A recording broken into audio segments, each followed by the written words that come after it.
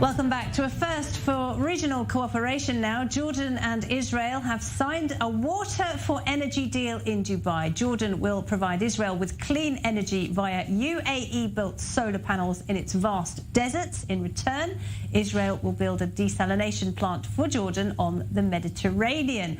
Well, to talk more about the deal, we're joined now by Gaith Alomari, a senior fellow at the Washington Institute's Owen Levy Family Program. He joins us from Washington. Thank you very much for being with us tonight. Thank you. Jordan has a major water shortage problem. We know this. Is this a deal which, to a certain extent, was born out of desperation and urgency? Absolutely. I mean, it's very clear Jordan has a major problem. I think this year rainfall was only 60% of the average. I think 4 out of the countries, 9 or 10 dams have dried out. So there's a major problem. Now, Jordan and Israel have had water cooperation for many years. The Peace Treaty of 1994 talks about water in great extent, but I think this is a realization that we need to upgrade this relationship. And the UAE angle is the one that made it both financially but also diplomatically possible to get into this agreement. Right, and this is the largest ever cooperation deal between the two countries. Do you think this might just be the start? Might we see more of this? Absolutely. I think, in Jordan, there was a lot of anxiety over the last 12 years when Netanyahu was prime minister. There was a lot of sense that that government was not taking account of Jordan's interests. And I think there is energy and excitement and hope with the new Israeli government. I think this is just a first step. It's a first step because, as I said, there's a new Israeli government, but it's also a first step because I think the Abraham Accords, particularly the UAE, creates a framework that makes it easier to engage in some of these cooperative agreements. Nevertheless, Jordan has been quite muted on the deal compared to Israel and, of course, the UAE and the United States as well, we should say, was also involved. Is cooperating with Israel and kind of bypassing the Palestinians politically risky for Jordan's king?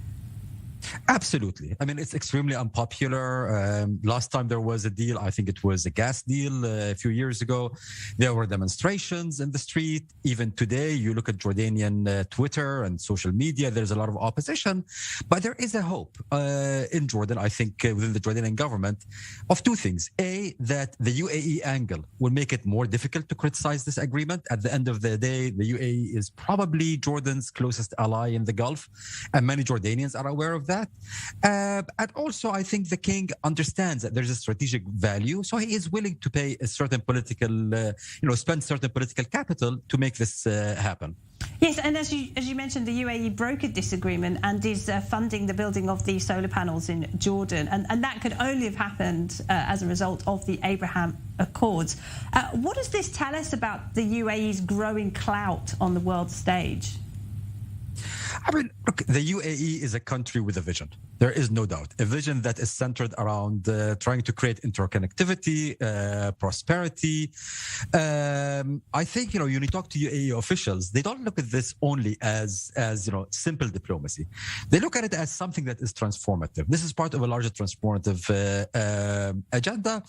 It has its vulnerabilities, obviously, but at the end of the day, it is in keeping with a very active UAE role. And I think the UAE sees that the Abraham Accords opened an opportunity for it, but also the UAE is very invested in Jordan's stability. Jordan is a close ally. It plays an important role as a buffer when it comes to unrest in the Levant. So all of these things come together to create an active role for the UAE, and I would say expect to see more from that country. And it also tells us something, doesn't it, about the willingness of the Biden administration to build on the Abraham Accords, which of course were negotiated under the previous president, Donald Trump. This is one of the few things that the Biden administration was willing to adopt from the previous administration. Now, initially the Biden administration's reaction was, lukewarm in embracing the accords.